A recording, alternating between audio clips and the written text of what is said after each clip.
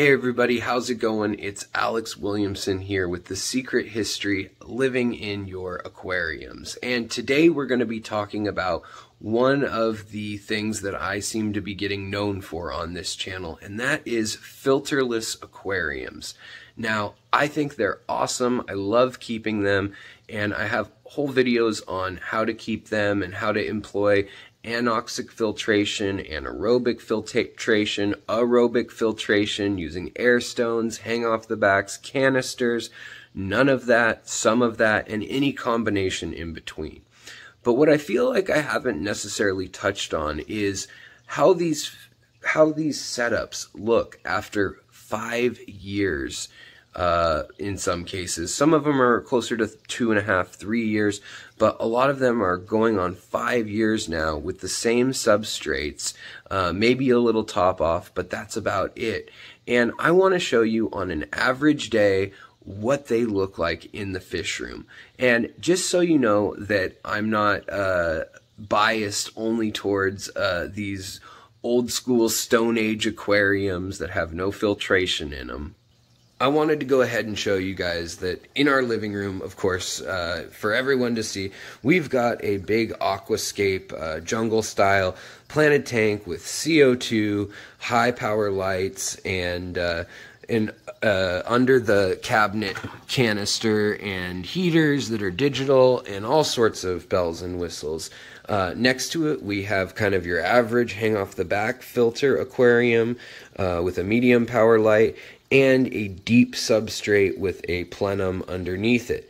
Now, I have combined all these things like I said before, but what I want to do is just first I wanted to show you guys another example of how it doesn't matter to me what way you want to keep fish. To me, it's all just interesting, and it's fascinating, the science of how the depth of the substrate and what kind of filtration medium you use, what kind of plants, animals, and lighting you have, how all of that plays a role. And I want to talk about some of the issues that usually get glossed over when people talk about a Wallstead style tank or a low-tech / no-tech tank.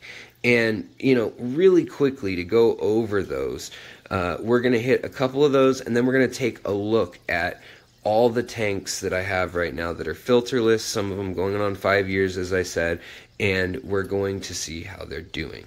Hey everybody, so as more proof that I love to keep all sorts of different tanks, I figured I'd just show you this kind of little biotope I'm working on. There's some plants being cleaned by shrimp over here, so ignore that. But I figured it would be something interesting to look at while we talk about this kind of bullet list right before we start looking at the tanks. But also, this tank really represents a fulfillment of me understanding keeping filterless tanks, tanks with extra filtration, heavy stock tanks, light stock tanks, planted tanks, unplanted tanks, and basically it combines my favorite features of all those things with having CO2, highlight, a very shallow tank with very high light, which is very prone to algae in the long run, but also having a very deep substrate of over 5 inches still in this, and having a hang off the back filter plus an under gravel filter or plenum going in the tier that rises up behind it. So I just wanted to show you guys this tank while we are talking about those issues that oh so often come up for people talking about why they don't want to keep no filtration, or instead of low-tech, no-tech tanks as they're sometimes called. So the first thing is going to be their stability. Sometimes they're not the most stable tanks, especially if something goes wrong, like a large fish dies or you've overstocked it. So you really need to understand the nitrogen cycle and all that other cycles that go on, from carbon to fertilizers to light to water changes, and what they do for your tank and what factors you can control or can't control by changing those things. And that's really going to be the biggest one. Now, the other thing that we're going to talk about is how it limits which fish you can keep, both species-wise, size-wise, and bioload-wise. How it limits how much you can grow out a species, so you don't really want to power feed your fish and grow them out quickly.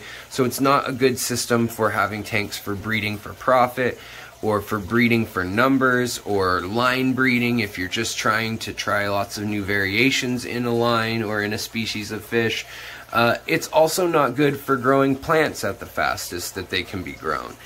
And that being said, sometimes it's not the best for actually watching the animals. So all of these are things that we're going to come loop back around as I update you, showing you each tank for a minute or two, and we're going to hit each one of these. So overall, really what it comes down to is less room for error, from everything from how do you treat sick fish, or how do you manage a tank with an algae outburst. All these things come in to play. And overall, the other major thing that comes into play is, you know, it can be hard enough for people beginning to understand the cycles of setting up a tank, and then you throw in the fact that this actually takes longer than just having an established cycle. You need to have the tank, what we call seasoned, and then you realize that this gets pretty complex pretty quickly.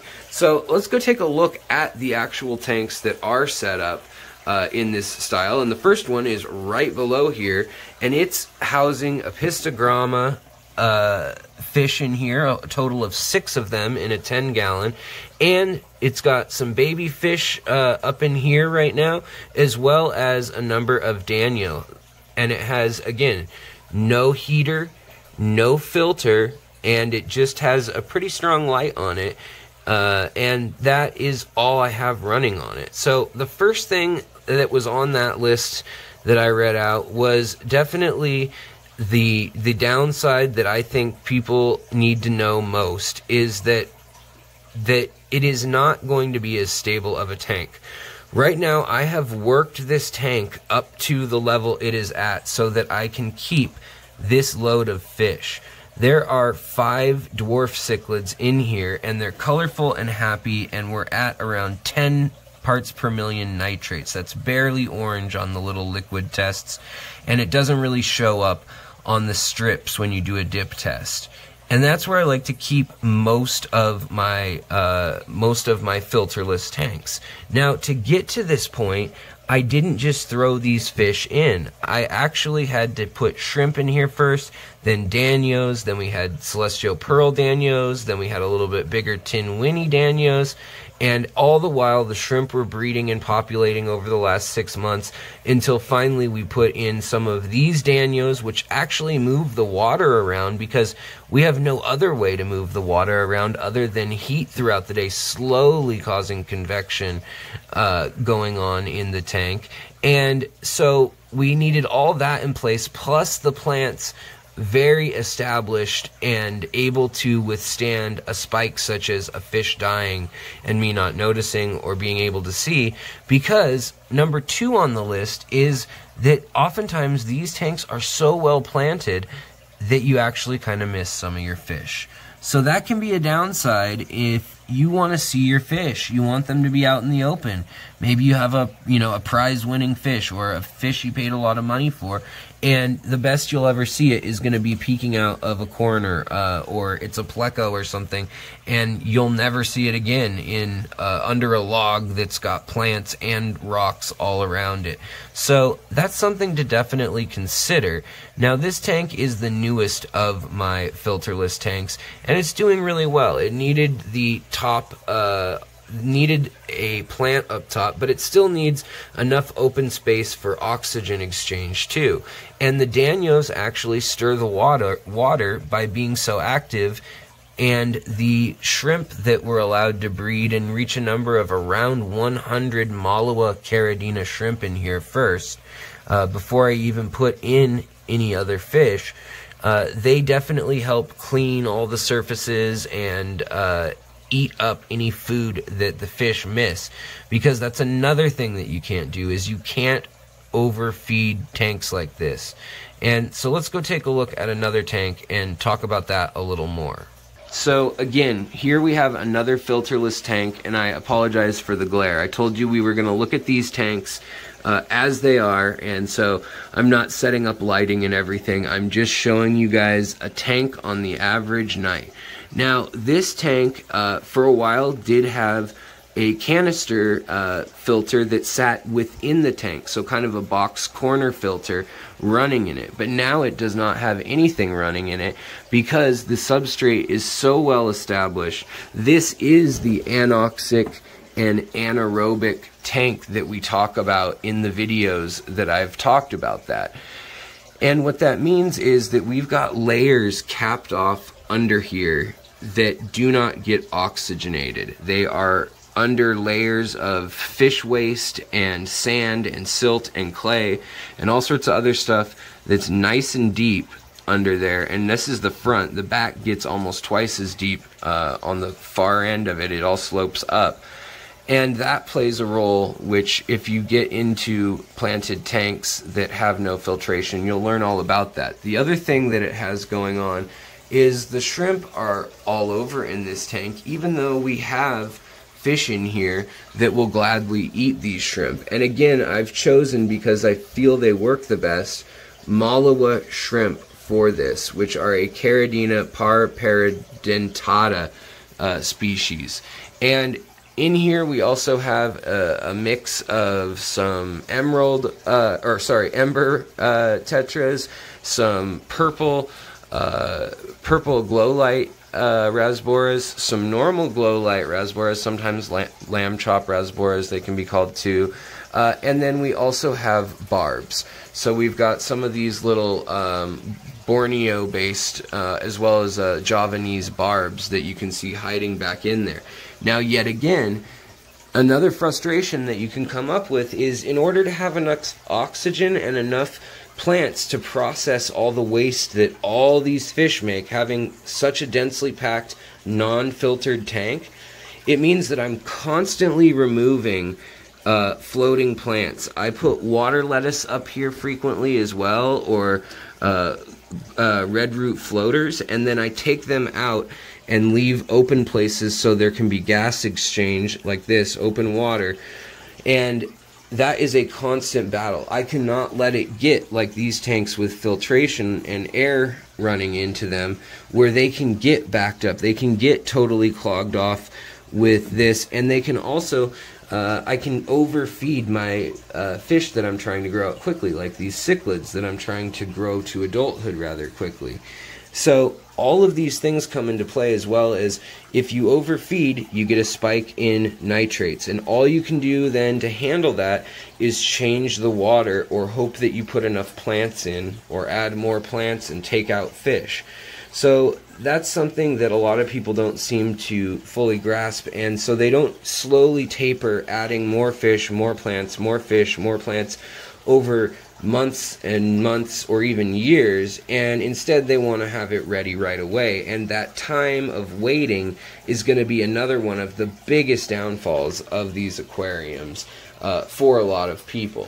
Now, one of the examples I have where I'm actually breeding in 2.5 gallons without filtration, these are guppies and endlers, and I am breeding them with a light that creates quite a bit of algae, but I do water changes on these tanks frequently, and they have either marbles or gravel depending on how they're set up. They're all very similar.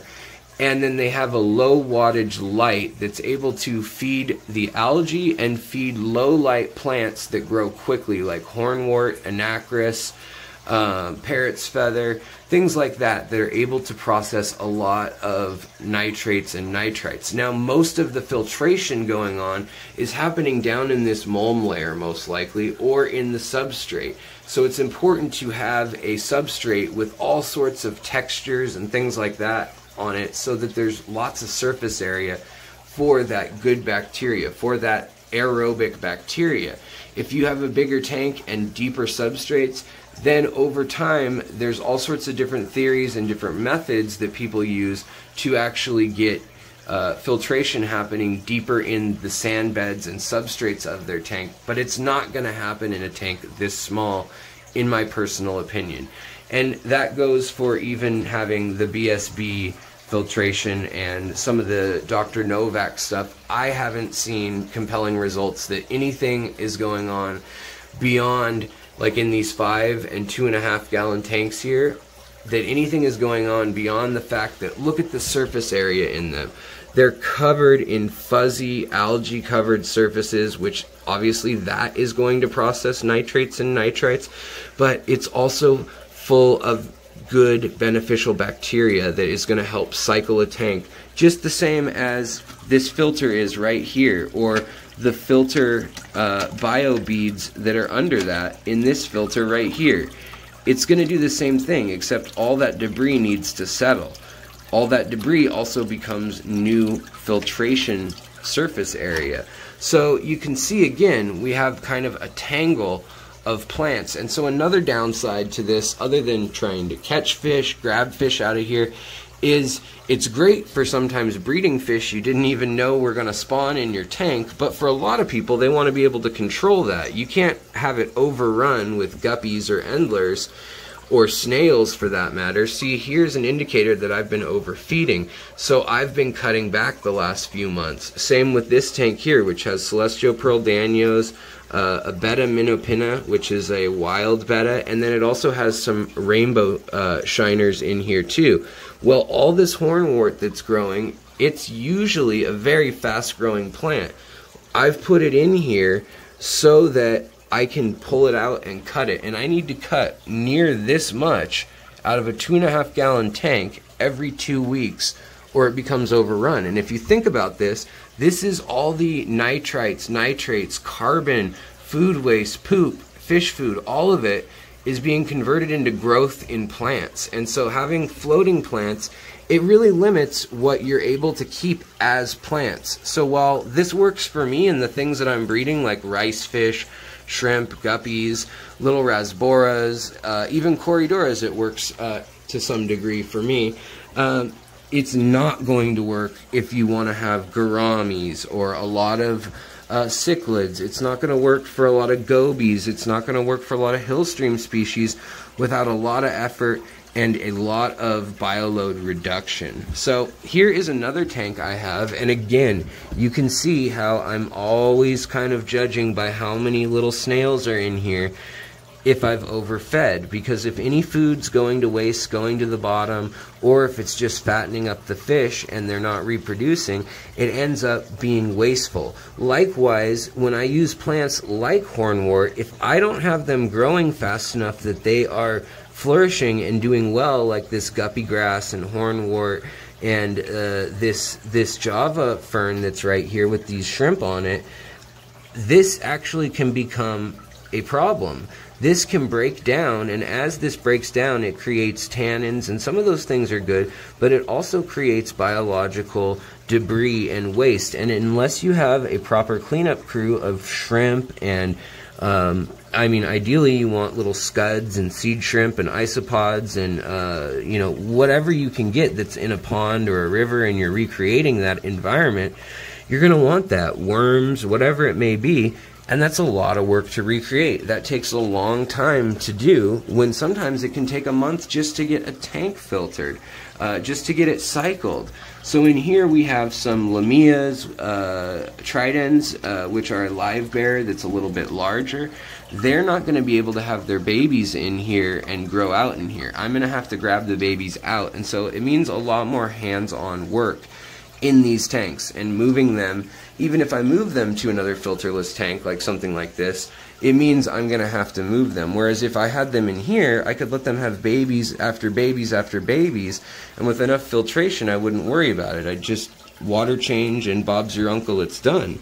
Then we've got the shrimp tank that I keep this way. And this one is great for Caridina shrimp because I only top it off with water from my humidifier right here. And that keeps it basically RO water or RODI water.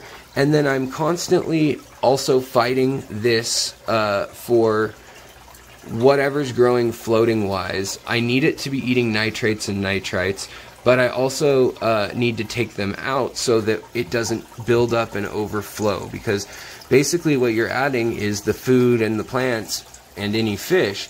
And anything else you add to the system, medicine or food, it needs to come out somehow, or it needs to get stored in the earth, just like it does in a lake or anywhere else in nature. And in your aquarium, that's either going to be stored in the substrate, in your fish's organs condensed and compounded, or it's going to grow into plants if you do things the right way. And then you can kind of throttle that and decide how much you need of the plants, of which type of plants, and what kind of lighting you'll need for those based on all of that. But you can see here we've got lots of little shrimp that are happily being born, and we have no filtration whatsoever on that. It is heated to somewhere between 65 and 75 degrees in this room, because that's the ambient temperature of this room, but that's it. And that's how it's kept. Now, on a tank where I have a whole bunch of fish, including bettas, which I happily keep without filters also oftentimes, I've got crebensis, and I've got a Lake Victorian cichlid, some catfish. There's no way I would want to keep these fish without lots and lots of filtration. So I have a 80-gallon tank filter on a 40-gallon tank, with a very high-powered, for most people anyways, it's a high-powered Fluval light that you can change the settings on, but I usually have it running full blast just to keep this top layer growing yet again, which shades out some of the other layers, and that's why it needs to be on full blast, is because it needs to still penetrate through the water and through the duckweed in order to grow those plants below, which are so vital for how the fish interact. Now here's a tank that's growing very similar to how my non-filtered tanks are, and you can see here I've pulled it up just so you can see I've got a little aquarium co-op filter in here with the air stone built in. And when I have a lot of little fish in here, or I start getting problems, there's no shame in adding a filter to your tank, or medicating a tank, or whatever it may be that you need to do to adjust things. This isn't some pledge that you need to keep for life and have your fish suffer for it. So I just wanted to make note of that we all live and learn. We all sometimes add a little bit too much food for a few days in a row, or maybe the number of fish, they're just not that hungry, or they're too small, the food that you tried to feed them. And that's why getting food that grows naturally, like algae, or little scuds, little seed shrimp, cyclops, triclops, planaria, detritus worms, whatever it may be, getting that to grow naturally in your tank and be balanced in your tank is such a gift in the long run. Now, the other tank that a lot of people have seen is this one, and you can actually see how old it is and the oxidation going on with the iron becoming oxidized in the substrate there. And in here, we only have a few fish and a whole bunch of shrimp, because it's a shallow tank with a low-powered light, and that's all that it can withstand. And it doesn't do a good job of growing plants fast or anything. It just exists as kind of a little pond feature. The last tank we're going to look at in here is going to be this one, and it has had the filter dried up in it for quite some time now, over a year and a half. And when I moved, it had been another year and a half at the old place too. Now, I did put the filter back on for a while out of fear that it would crash when I first moved here. But after about a month, I realized that things were doing well, and with the stock load in here, it was okay to turn it back off. But it's all going to really depend on, you know, how quickly your plants are growing and able to process that. It's going to be really important to check your parameters, to know what your cleanup crew is, and if you have little shrimp and you have little snails and all sorts of other little critters that are part of that team that aren't as vital in other aquariums become very vital here. Say you dump something like methylene blue accidentally into this tank, or you were to dump something like flourish iron in here. How would you clean it? Well, the answer is, without putting a filter on it and putting a charcoal pack in that filter and running it for a while and then doing water changes, the answer is you wouldn't really have a way and you'd lose your fish. So I really hope people are being reasonable when they do this, and, you know, keeping a filter with some charcoal just in case, or doing the big water changes that are needed for that, or at least knowing the possibilities of when X happens, you need to do Y, and then Z will be the result. And that's what fish keeping is all about. Now, why I'm really happy about this tank is it's a 40 breeder, and granted, yes, I could have 10 times the number of fish if I wanted to do lots of water changes and have more running water in here. But I have a number of hill stream species in here, including these little banded loaches, and these Rhamnocentris ornatus, which are a little rainbow fish. And rainbow fish tend to really want clean, low TDS water that's flowing. Also, we've got some Cochus tetras, some lemon tetras, lots of cories, a few plecos in here, and it's all doing pretty well off plants that are actually pretty slow growing. This is a pretty balanced tank as long as nobody has too many babies. So I just wanted to show you that. And the other thing that you need to keep in mind is, for me, I really use the floating plants as my safety valve for nitrates. So when the nitrates start going up, immediately what I'll do is I'll remove a bunch of the plants and spread out a thin layer that's not super dense, but something like this on top, and let that grow in. As soon as I see even 20 or 30 parts per million, even though that tank can handle 50, 60, maybe even 100 parts per million of the nitrates, and it'll be fine, I want to make sure, because of everything else, that it has time for this to start growing and that the light is turned up all the way. It's not at 50% or something.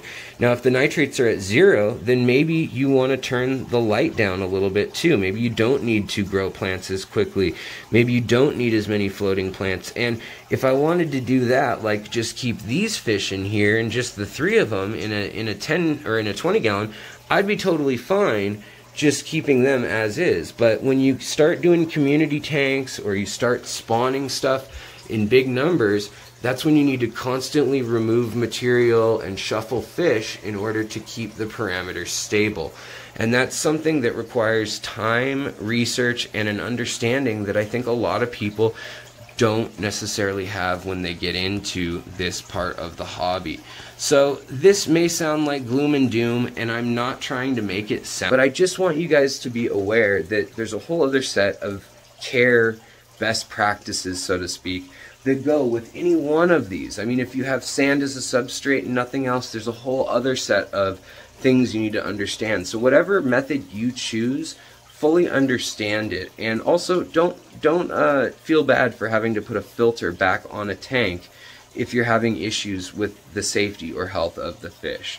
So that's what I really wanted to cover today, and I know we didn't go super in-depth in anything, but I hope that linked below or at the end here, somewhere around here, you'll have other videos that are similar to this one that can lead you down the path that you're looking for. Please feel free to drop any questions or comments down below, and I'd love to hear what you guys think. Have you tried this? Do you like it? Is it not for you? Have you tried it and you don't like it? Please let me know, and I'll talk to you guys next time on The Secret History of Living in Your Aquarium. Bye, guys.